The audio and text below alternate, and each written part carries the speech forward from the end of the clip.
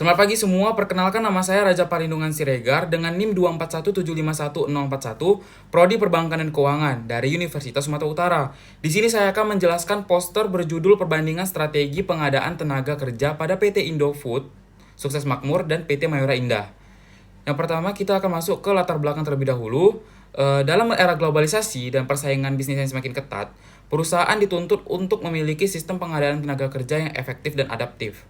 Kualitas sumber daya manusia atau yang kita sering sebut dengan SDM tidak hanya menjadi penunjang operasional, tetapi juga sebagai penentu daya saing jangka panjang perusahaan. Dua perusahaan besar di sektor industri makanan dan minuman di Indonesia, yakni PT Indofood Sukses Makmur dan PT Mayora Indah, memiliki pendekatan yang berbeda dalam manajemen dan pengadaan SDM. Kita akan masuk ke tujuan analisis. Yang pertama, kita dapat mengidentifikasi kekuatan dan kelemahan PT Indofood dan PT Mayora dalam pengadaan tenaga kerja. Yang kedua, kita dapat menganalisis peluang dan ancaman yang dihadapi masing-masing perusahaan dalam konteks SDM. Yang ketiga, kita dapat memberikan perbandingan objektif antara sistem pengadaan tenaga kerja Indofood dan Mayora. Dan yang terakhir, kita dapat menyusun kesimpulan dan rekomendasi strategis bagi perbaikan manajemen SDM, terutama pada perusahaan yang memiliki kekurangan yang signifikan. Kita akan masuk ke SWOT-nya. Kita akan bahas tanknya terlebih dahulu. PT Indofood Sukses Makmur memiliki reputasi global yang sangat kuat berkat produk unggulan seperti Indomie yang telah diekspor ke lebih dari 90 negara. Reputasi ini menjadikan Indofood sebagai perusahaan yang sangat menarik bagi talenta internasional maupun domestik. Selain itu, perusahaan ini telah mengembangkan sistem manajemen sumber daya manusia yang modern dan terintegrasi secara digital. Proses rekrutmennya juga dilakukan melalui platform online yang efisien, dan pelatihan karyawan dilaksanakan menggunakan metode e-learning serta pelatihan berbasis kompetensi. Sedangkan PT Mayora itu reputasi nasionalnya kuat, namun belum dikenal luas secara internasional, dan sistem SDM masih manual dan tradisional, belum sepenuhnya terintegrasi secara digital. Kita akan masuk ke weakness-nya.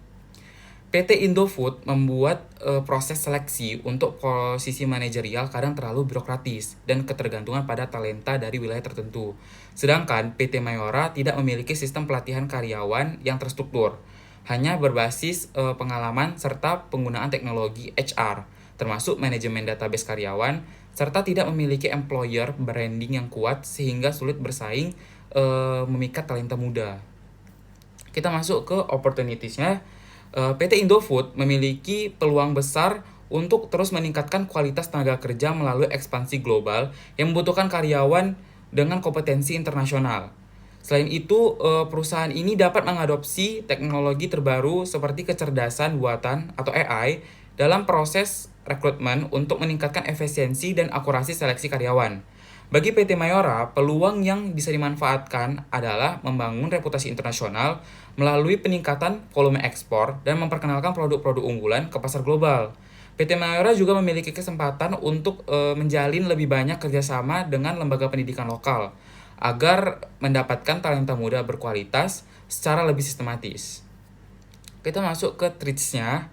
Itu bagi Indofood, salah satu ancaman utamanya adalah meningkatkan persaingan dalam merekrut tenaga kerja, terutama dari perusahaan multinasional yang juga bergerak di industri FMCG. Itu kepanjangannya Fast Moving Consumer Goods. Kondisi ini membuat Indofood harus terus meningkatkan daya saing dalam menarik dan mempertahankan talenta berkualitas. Selain itu, fluktuasi regulasi ketenaga kerjaan baik dalam negeri maupun di negara tujuan ekspor dapat membatasi fleksibilitas perusahaan dalam mengatur strategi rekrutmen dan pengelolaan SDM secara efisien. Sementara itu, PT Mayora Indah menghadapi tantangan yang lebih bersifat internal. Salah satu ancaman utamanya adalah tingkat turnover karyawan yang tinggi, khususnya di unit produksi.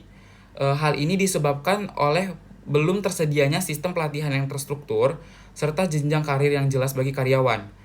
Selain itu, Mayora berisiko tertinggal dalam hal teknologi pengelolaan SDM yang dapat menghambat kemampuannya dalam menarik generasi muda yang lebih melek teknologi, serta mengharapkan sistem kerja yang modern dan transparan. Oke, kita masuk ke kesimpulan analisis SWOT yang saya bahas tadi. Berdasarkan analisis SWOT yang saya bahas tadi, Perbandingan sistem pengadaan tenaga kerja dapat disimpulkan bahwa Indofood lebih unggul secara signifikan dalam aspek globalisasi, efisiensi digital, dan pengembangan SDM. Sementara itu, Mayora perlu melakukan modernisasi sistem pengadaan tenaga kerja agar mampu bersaing di era industri 4.0 dan menarik lebih banyak talenta berkualitas. Adapun rekomendasi yang saya berikan untuk PT Mayora, itu yang pertama, dapat membangun reputasi global dengan memperluas ekspor dan kampanye internasional.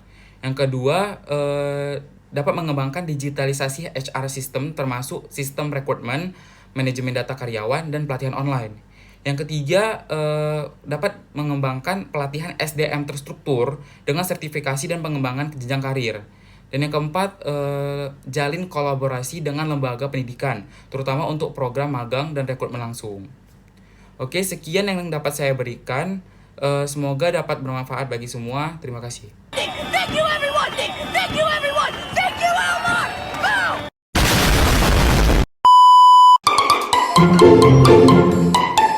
Boom!